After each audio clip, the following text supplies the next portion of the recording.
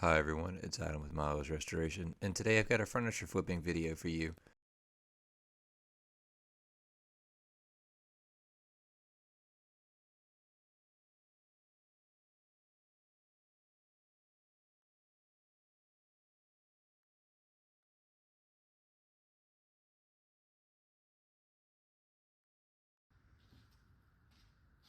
So I would call this a console table, but I'm under the impression that there's a lot of different names for it, and a lot of different people call it, foyer or entryway, hallway table.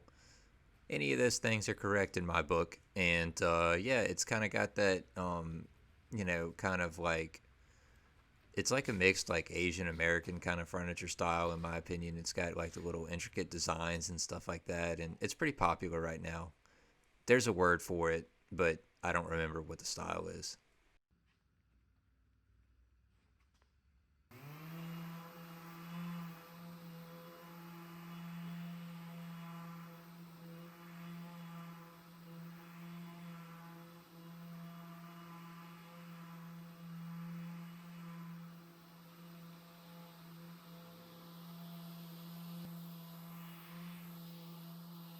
So I first started by cleaning it with a mix of water and degreaser, and then I rinsed it, and then went to sanding it. And I did a top like sanding on the the tabletop. It had just a hundred little just nicks and dings in it. So I use this glazing putty to fill them in, and I'm gonna wait for that to set up, and I'm gonna sand the base and come back and sand the top again.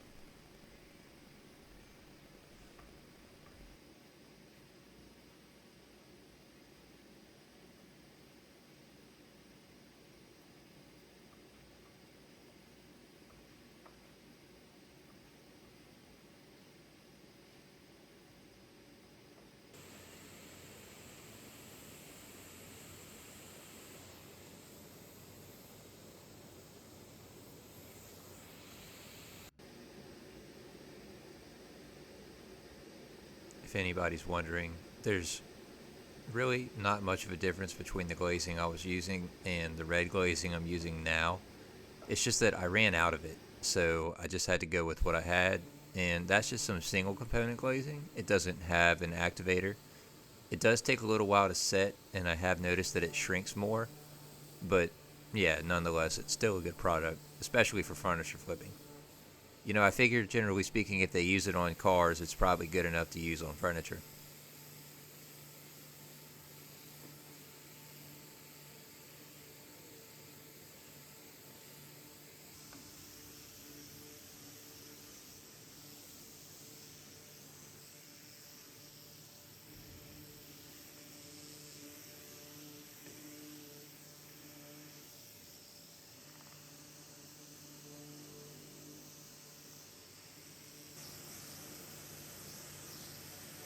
So I did sand down all of the glazing, even if I didn't get any film of it. But after that was done, I went to mix up some vinyl sealer for the first coat. So if you've watched my channel before, you kind of might be a little bit familiar with my system. It's a vinyl sealer as the color and primer coat, and then I'll apply a clear lacquer over the top of it. And this video is not going to be any exception. This is a vinyl sealer, and the color is Benjamin Moore's Symphony Blue. It's like a really kind of I like it. It's like a very kind of just intense navy. I guess that's the way I would describe it. And I added 10% vinyl seal. I mean 10% lacquer thinner and 10% retarder, and that just helps to slow the drying time. And I'm spraying it with my Fuji spray gun out of an HVLP. I'm not a huge fan of the Fuji spray guns because they don't have like an onboard air control, so that's just a big problem for me. But I will use them though, so I'll kind of use whatever I have laying around to spray the first coat because it really doesn't matter that much. You can always sand it down.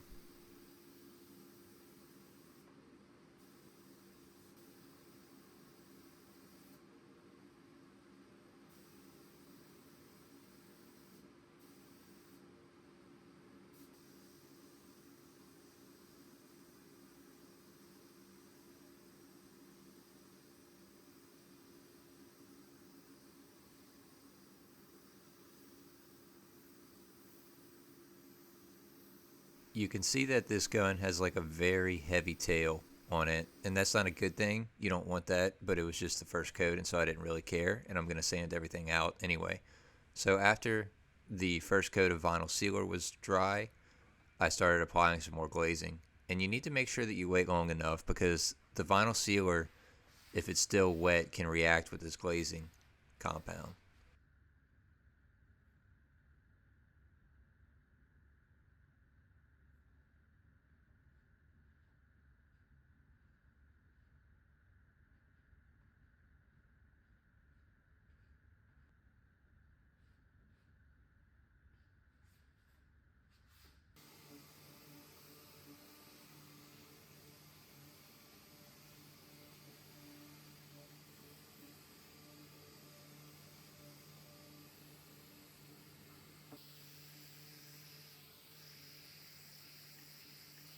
So at this point, I've switched to a very fine by Surf Prep pad. You know, it's probably like a 400 grit equivalent, and you don't really need anything too aggressive to sand this vinyl sealer. It's a very easily sanding product given you wait the correct amount of time.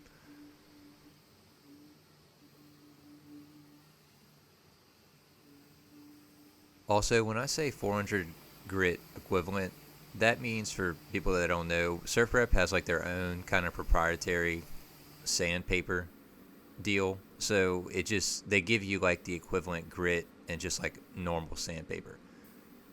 But then after I was done with that, I got started spraying the next coat of vinyl sealer, and I think I put 3 coats of vinyl sealer on total. And at this point, I'm using my Graco turbine spray gun. It has a lot more control, and I want to make sure that I get a very good level coat.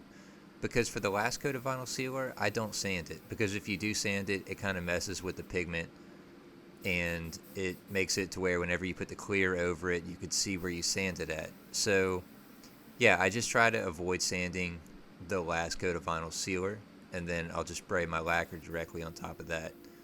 But it does have to be applied within like a 24 to 48 hour window, I think.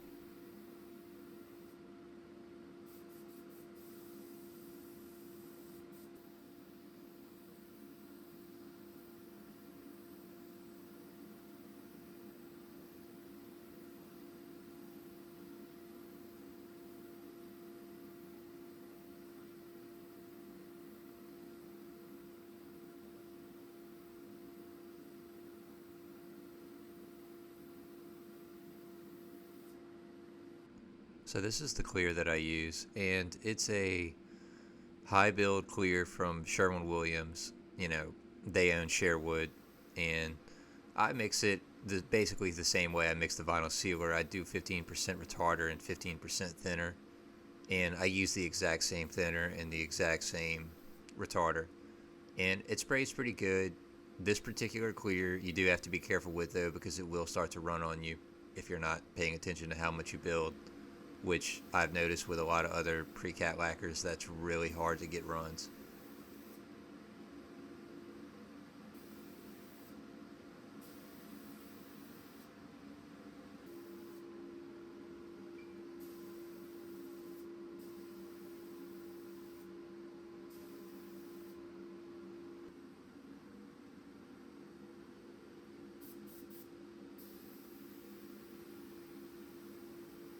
I found that this lacquer, you know, takes at least 3 coats to develop its full shine. It's actually kind of tricky because you'll spray it and then you'll be like, the gloss looks really good in it, but you'll wait about an hour, 2 hours maybe, and some of the gloss will have evaporated out, and that's because as the solvents kind of escape, it leaves a little bit of a duller finish. So I find that at least 3 coats are needed to develop that full shine that you'd want from a gloss.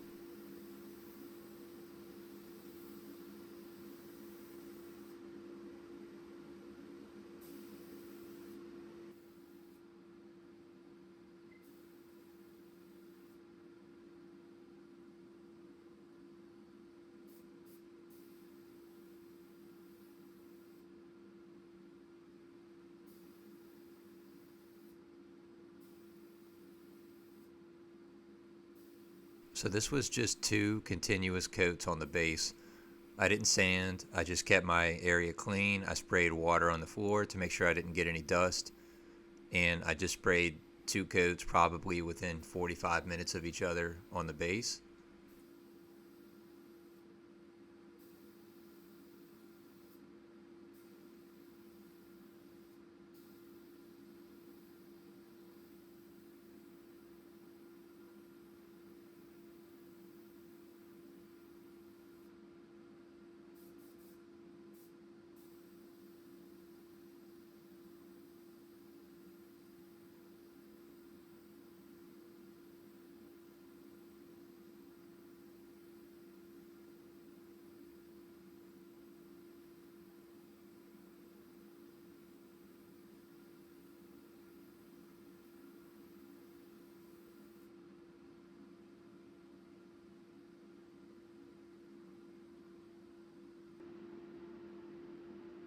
So for the last coat on the top, I'll typically wait until it's dry enough to tape the base off, and then I'll tape the base off and I'll spray the top. And that's because really no matter what you do, particularly with fast drying products like lacquer, you're going to have overspray that reaches the top and dries into kind of like it's like a rough finish on the top, and that's really not what you want, especially for the most visible part. So what I'll do is I'll just tape off the base and just spray the top in one piece, and it makes a significant difference. If you're having problems with that, that's really the only thing that I've learned to recommend. Sometimes I can get away with just spraying them all together, but sometimes I can't. So yeah, that's what I went with this time. And I'm using an air compressor gun on this. And here's the finished piece. I'm sorry about the kind of weird video that I got, but it was actually from the marketplace listing that I just cropped this video. And thanks for watching. Please subscribe if you want to see more content like this.